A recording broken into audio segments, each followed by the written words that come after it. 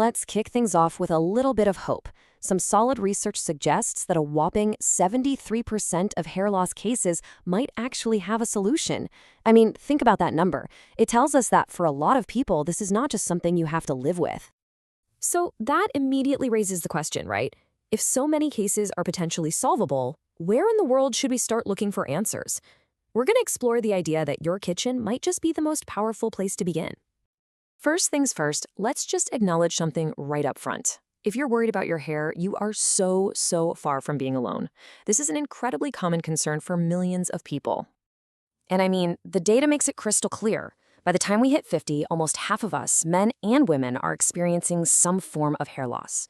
So the very first step is figuring out what's really going on. And this is super important. Not all hair loss is created equal. You've got genetic hair loss, which tends to be kind of gradual, follows a specific pattern, but then there's nutritional hair loss. That often hits you suddenly, and it's more of a diffuse thinning all over. And here's the real kicker. Hair loss that's tied to nutrition is often completely reversible. So to really get why your diet has such a massive impact, we need to do a super quick dive into the biology of your hair.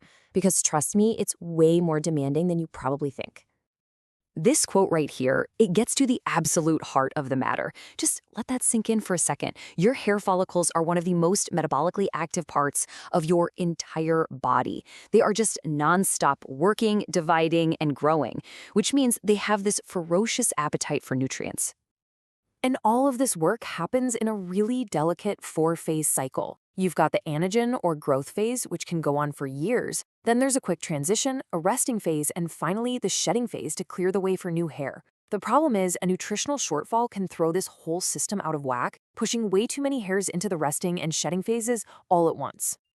Okay, so if our hair is that hungry for nutrients, which ones actually matter the most? Let's cut through all the marketing hype and focus on what the science really, truly points to. You see all sorts of vitamins being pushed for hair health, right? But when you look at the strongest scientific evidence, it consistently comes back to these three heavy hitters: iron, vitamin D, and vitamin C. These are the ones you really need to be paying attention to. Let's start with iron. Think of iron as the oxygen delivery service for your whole body. It's essential for carrying oxygen in your bloodstream. Without enough oxygen, those super fast dividing cells in your hair follicles, they just can't do their job. They can't function, and they can't grow. It's really no surprise then that iron deficiency is the single most common nutritional deficiency on the planet. And the connection with vitamin D, wow, it's incredibly strong. A study back in 2020 found that almost 80% of people who were dealing with hair loss also had low levels of vitamin D. This vitamin is critical for activating new hair follicles, so a correlation that strong is, well, it's pretty hard to ignore. Now, I'm pretty sure you've all heard this one before. The internet is absolutely flooded with it. Biotin is the ultimate miracle cure for your hair. But what does the research actually say about that? And here is the reality check. For the vast majority of us who already get plenty of biotin through our food, taking extra just doesn't do anything for our hair. Supplementing only really works for the tiny percentage of people who have a diagnosed clinical deficiency. For pretty much everyone else, it's mostly just marketing hype. Okay, so now we know which nutrients are the real MVPs. So now for the fun part, how do we actually get this stuff from our minds onto our plates? Think of this as your personal cheat sheet for building a hair-healthy plate.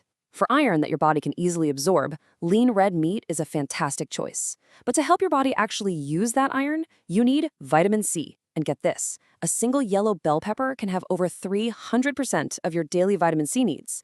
Then for vitamin D, you can't go wrong with a fatty fish like salmon. Now, if you're looking for a simple framework that kind of ties all this together, the Mediterranean diet is a great way to go. It's just naturally packed with the whole foods, lean proteins, and healthy fats that your hair loves. It's less about a bunch of strict rules and more about a style of eating that consistently delivers these powerhouse nutrients. But look, what if your diet just isn't cutting it? Sometimes supplements are necessary, but the absolute key is to be smart about it, to have a clear strategy. So how do you know if you should even consider a supplement? Well, you can look for the signs. Are you shedding way more than the normal 100 or so strands a day? Is the thinning sudden? Is it happening along with other symptoms, like you're always tired or your nails are brittle? These could be clues that there's a deeper deficiency at play. Okay, and listen up, because this might be the single most important piece of advice in this entire explainer. The golden rule is test, don't guess. Before you even think about taking a supplement, get a blood test from your doctor.